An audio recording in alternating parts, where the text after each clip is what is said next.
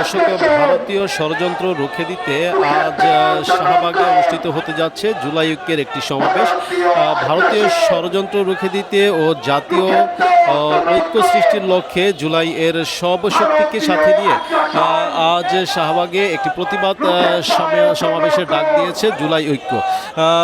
সমাবেশে তারা বাংলাদেশের সকল রাজনৈতিক সংগঠনের ছাত্র সংগঠনকে অংশগ্রহণ করার জন্য আহ্বান জানিয়েছে। তাদের মধ্যে আমরা দেখেছি বিএনপি সহ যতগুলো রাজনৈতিক সংগঠন রয়েছে, অর্থাৎ বিএনপি, জামাত ইসলামী, ইসলামী আন্দোলন বাংলাদেশ, জাতীয় নাগরিক পার্টি, এবি পার্টি, গণসংহতি আন্দোলন, আমার বাংলাদেশ পার্টি, জামাত ইসলামী, ছাত্র শিবির, ছাত্র আন্দোলন বাংলাদেশ সহ সকল রাজনৈতিক সংগঠনের অংশগ্রহণ করা আহ্বান করেছেন। এর মধ্যে দলমত নির্বিশেষে আবারও একটি ঐক্যবদ্ধ বাংলাদেশ গড়তে দেশের সব শ্রেণী পেশার মানুষকে জুলাই ঐক্যের সমাবেশে যোগদান করার জন্য আহ্বান জানিয়েছেন। এর আগে আমরা যেমনটি জানি যে গত শুক্রবার জুলাই ঐক্যের সংগঠক এবি জুবায়ের একটি সংবাদ সম্মেলনে এই কর্মসূচি ঘোষণা করেন।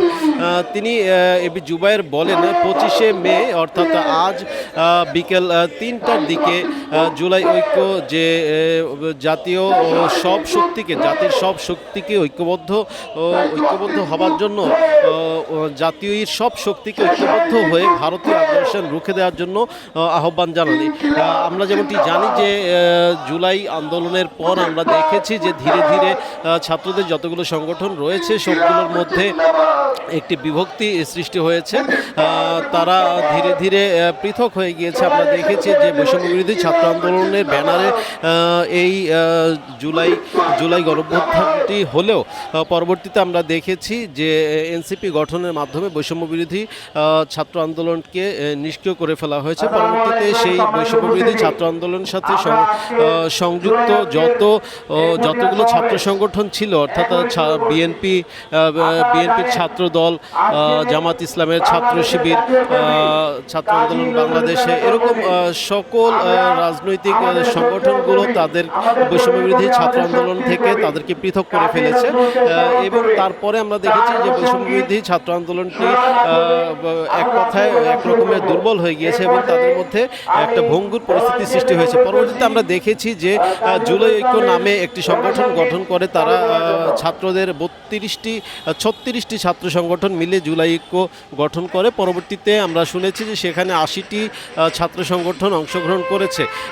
পরবর্তীতে আমরা যেমনটি জানি যে গত কিছুদিন যাবৎ দেশের মধ্যে একটা অস্থিতিশীল পরিস্থিতি বিরাজ করছে। সেই অস্থিতিশীল পরিস্থিতির ক্ষেত্রে আমরা শুনেছি যে ডক্টর ইউনূস তিনি ক্ষমতা থেকে পদত্যাগ করতে চেয়েছিলেন। তার সেই পদত্যাগের আহ্বান শুনে, অর্থাৎ তার পদত্যাগের কথা শুনতে পেয়ে সকল ছাত্র সংগঠন আবার ঐক্যবদ্ধ হওয়ার একটি আহ্বান করেছেন। সেই আহ্বানের ধারাবাহিকতায় আমরা দেখেছি জুলাই ঐক্য একটি আহ্বান জানিয়েছেন যে সকল এই যে গণঅভ্যুত্থানের স্টেক হোল্ডার যে সকল ছাত্র সংগঠন রয়েছে সেই সকল ছাত্র সংগঠনগুলোকে ঐক্যবদ্ধভাবে আবার তারা একই প্ল্যাটফর্মে আনতে চাচ্ছেন দেশের বৃহত্তর স্বার্থে।